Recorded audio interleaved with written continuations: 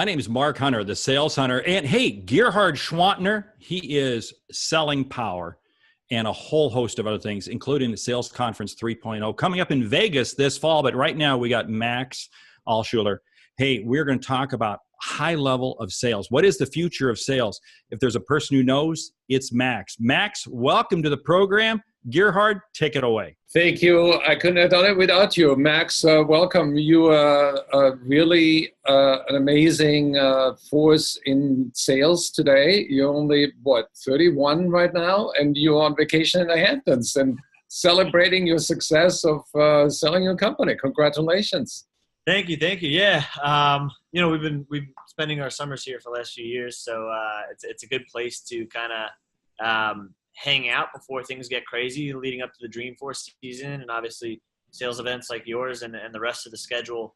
We're coming into the home stretch of the year for all the sellers out there looking to make sure they're building pipeline now for Q4 so they can get in their deals and complete the year ahead of target, ahead of schedule. So it is a fun, exciting time and a good time to kind of make sure those batteries are recharged. So tell us about your first sale ever. My dad likes to tell the story of how he got a phone call from the principal of my elementary school, because I used to go trick-or-treating, and I'd take the bucket of all the trick-or-treats that we get, all the candy we get, and they'd put it on top of the refrigerator, and then I'd jump up on the cabinets and take stuff out, and they didn't know about it. And one time I guess I got the idea of taking all the candy out, putting it in my backpack, and selling it in my elementary school for all the kids who had money for school supplies at the school bookstore. So they were supposed to get like pencils and pencil sharpeners and erasers. And I had candy, and I was like, selling all the candy. So principal called my dad and was like, yeah, we like his passion, but you can't do that. We can't have like parents calling in and saying, well, why did my kid have 5, pieces of candy today? I gave him, money for pencils and pencil sharpeners. So that was probably my first sale. And then since then it's been pretty much nonstop. I've always been an entrepreneur and had a lot of different little businesses too. As an entrepreneur, you need to break rules, and you started very early. What are some of the rules in sales that you have broken and made sales better in the process? Whether it's in sales or building a company, you can't get very far if you can't find ways to scale yourself.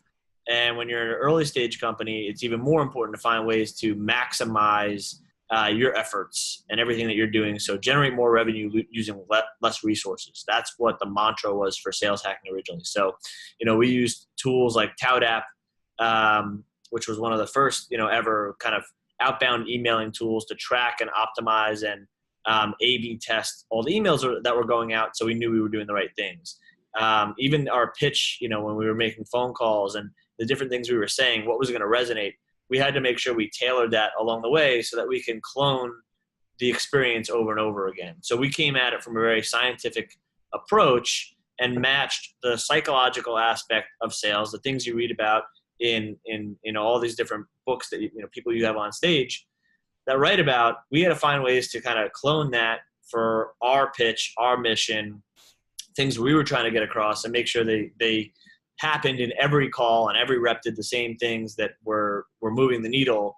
So now you see, later on, fast forward, 5 years since the kind of the beginning of the sales hacker, movement. And, we at Outreach, find ways to make sure you're optimizing every piece of that, of, your sales interactions, your engagement. At the same time, we had to ask for forgiveness plenty of times, because sometimes technology goes rogue and you double email people by accident, or, people that are unsubscribed end up back on another list, or, there are a lot of different issues you have that come with the territory there. I'm thinking if you had those tools back when you were in grade school, you could have been selling candy in multiple elementary schools and had multiple. I was going door to door. I could have gone district to district. You could have just gone totally upscale there. Where do you see artificial intelligence changing the game of sales once more? And breaking all the rules. I think like technology is there to support salespeople, but not replace salespeople. So there's so much you can do now with technology that's out there that allows you to be better and gives you an unfair advantage. But I think too many people use it as a crutch and try and make it automate the things that they're doing instead of assist the things that they're doing. And I think Bill Gates, had the famous quote around like, technology is a magnifying glass. If you have a great process, it's going to become an incredible process. But if you have a shitty process, it's going to be even worse. So you need to make sure that, as you go to leverage AI, your process, that you're building on top of, that you want to amplify, is already has a solid foundation. Otherwise, you're going to be amplifying a poor process, and it's just going to make decent reps worse instead of decent reps better. Tell us a little bit about your book, Hacking Sales. What was the basis for that book? I had a little outline going of all the different things I did in my sales process, while I was at Udemy, and this was the beginning of the Sales Hacker days. And, people just kept asking us about what we were doing and how we were growing so fast. So I started putting it on paper. And once I got to Bali, I said, okay, I'm going to carve out a week here in the middle of nowhere. I'm in Southeast Asia, so I'm like 12 hours off the U.S. time zone, so nobody's emailing me. There's no distractions. So I had some downtime, and I wrote for I want to say 18 hours a day, just wrote. And it was a big brain dump for me. And by the time I was done, I think it was 27,000 words. Through editing, ended up at about 31,000 words.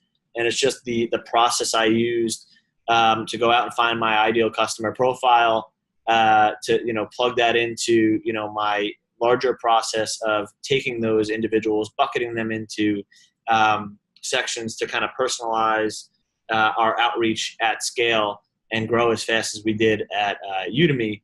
And leveraging virtual assistants in the Philippines was a big part of that. We did not have the financial capital or human capital other companies or our competitors had. So we needed to find ways to be a little more hacky about it.